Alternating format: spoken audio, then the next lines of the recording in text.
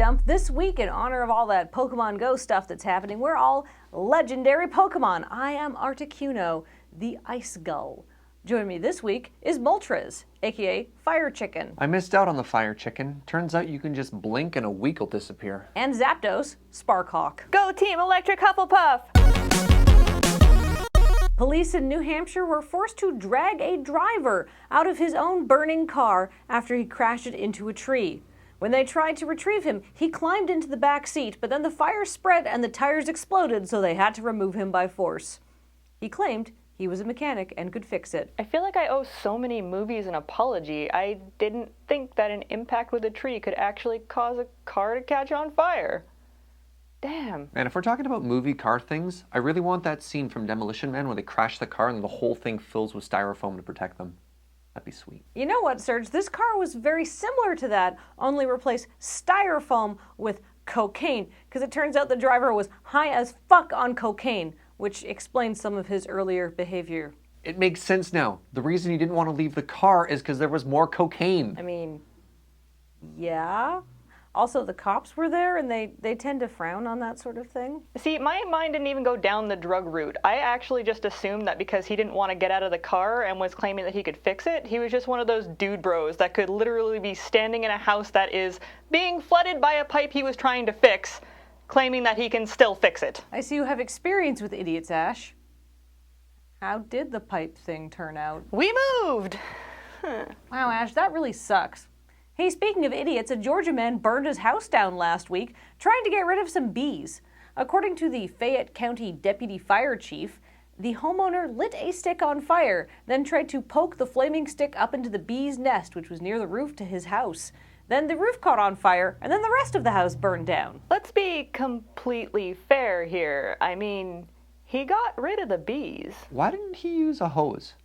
I mean, to do with the beehive thingy. I mean, you get the same outcome, but you don't light your house on fire. Yeah, that is a better plan if your ultimate goal is to make a bee angry. You'd want to make a bee angry from a greater distance, which I think you can do with a hose rather than a flaming stick. I guess with the flaming stick, you gotta get real up there. The hose, you can at least kind of get 6 or 7 feet away. They're still gonna be so mad at you, though. Still a bad plan. You're right, you guys. He could have used a hose or compressed air or a can of Raid. Or he could have called someone whose job it is to remove bees from your property, like an exterminator. You can also call a plumber when a pipe breaks. You can also get out of the car when it's on fire and the police are telling you to get out of the car. But you don't, because you're a fucking idiot! Ash, I think you might have some things that you, need to work through, maybe? And speaking of people of things that they need to work through, a Tennessee bride was arrested mere hours after her own wedding for attempting to shoot her own husband. According to police reports, the woman pulled a 9mm pistol out of her wedding dress, pointed it at her husband's head, and pulled the trigger. The gun wasn't loaded. Police then say she loaded a round into the chamber and fired a shot in the air. She was arrested for aggravated domestic assault. Why, Kathleen, why? These stories never tell you why, which is so disappointing. But I mean, I guess we could weave some kind of narrative and then come up with our own Bayou tapestry of idiocy. I think she was annoyed because he ate all the pickled eggs. Okay, let's start with the facts. She was still in her wedding dress. It was hours after the ceremony, so it had to be bad and quick. She's also 25, had a gun on her, had extra ammunition on her, somewhere in the dress. What kind of person is she? I want to say a very dangerous person, but I don't know her. I don't know her life. For all I know, the entire wedding party was armed and she was just fastest on the draw and the first one to get pissed off. Let's break this down with the Myers-Briggs personality type. She had a gun, clearly an extrovert. She tried to shoot him. More feeling than thinking. I don't know what the other letters stand for.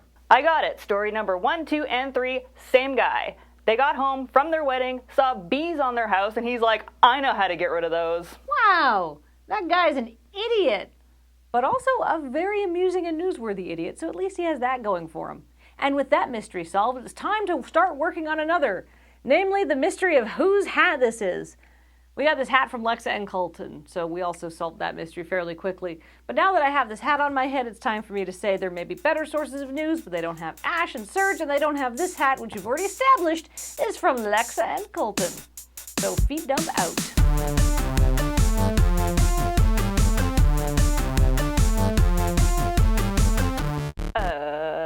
something something Tennessee something shotgun wedding something punchline. Got there.